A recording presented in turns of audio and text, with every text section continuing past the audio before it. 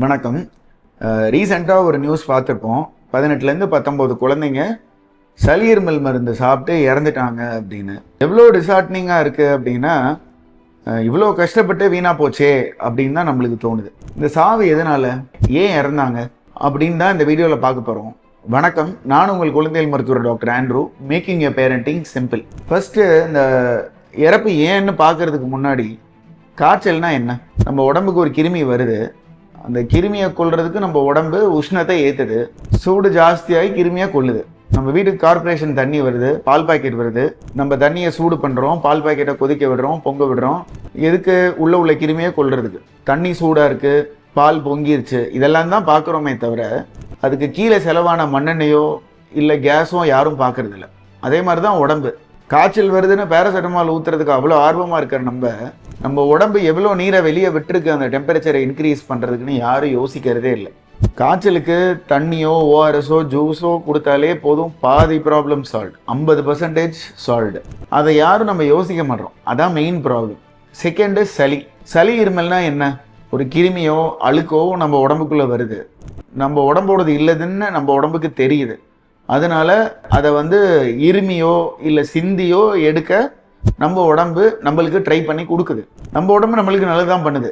அப்போ நீங்கள் கேட்கலாம், சார் சளி இருமல்னு உங்கள் டாக்டர்கிட்ட வரேன், நீங்கள் மருந்து கொடுக்குறீங்க, அப்போ அதெல்லாம் நேச்சுரல் மெக்கானிசம்னு சொல்கிறீங்களே, சரியாகுமா?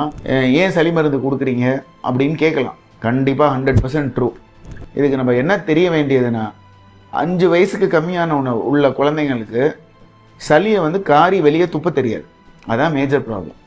ஸோ குழந்தைங்க டாக்டர் பார்த்து மருந்து கொடுக்குறதெல்லாம் சளி ஒன்று மோஷனில் கரைஞ்சி போகும், இல்லை இருமி வாந்தி எடுத்துருவாங்க. இப்போ எங்கே தெரியுமா ப்ராப்ளமு? நம்ம சளி இருமல் மருந்து குழந்தைங்களுக்கு வேகமாக சரியாகணும்னு சொல்லி மெடிக்கலில் போய் வாங்குவோம்ல, அங்கே தான் ப்ராப்ளமே. சில மருந்துகள் சளி இருமலுக்கு 5 வயசு கீழே கொடுக்கக்கூடாதுன்னு எங்களுக்கு ரூல்ஸே இருக்குது.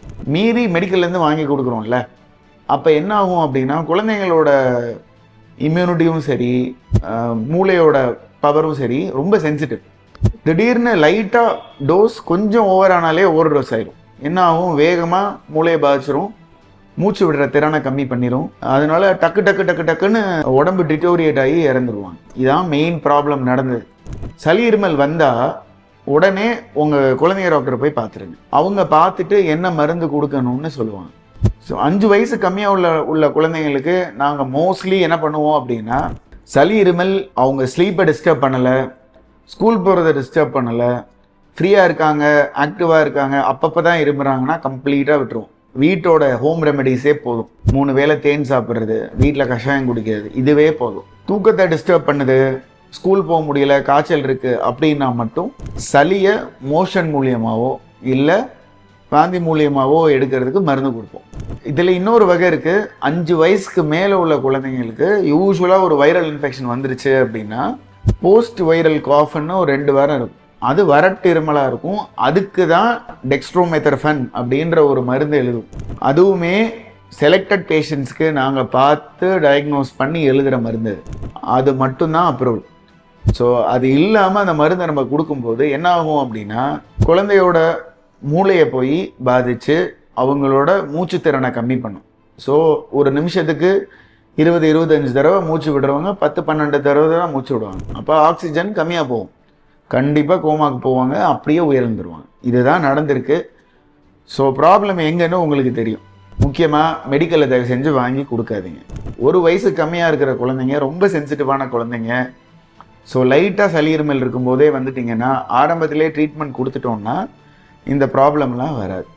இந்த வீடியோ உங்களுக்கு யூஸ்ஃபுல்லாக இருக்கும்னு நினைக்கிறேன். இந்த வீடியோ மூலியமாக ஒரு பேரண்ட்டுக்காவது போய் இதை ரீச் ஆனிச்சுன்னா, அடைக்கலம் செயல் கேர் மூலியமாக இது ஒரு சாதனைன்னு நான் நினச்சிக்குவேன். இந்த வீடியோவை உங்கள் ஃப்ரெண்ட்ஸ் அண்ட் ஃபேமிலி சர்க்கிளுக்கு ஷேர் பண்ணுங்கள். இந்த மாதிரி யூஸ்ஃபுல்லான வீடியோஸ் வேணும்னா கண்டிப்பாக இந்த வீடியோவை லைக் பண்ணுங்கள், ஷேர் பண்ணுங்கள், சப்ஸ்கிரைப் பண்ணுங்கள். நன்றி, வணக்கம்.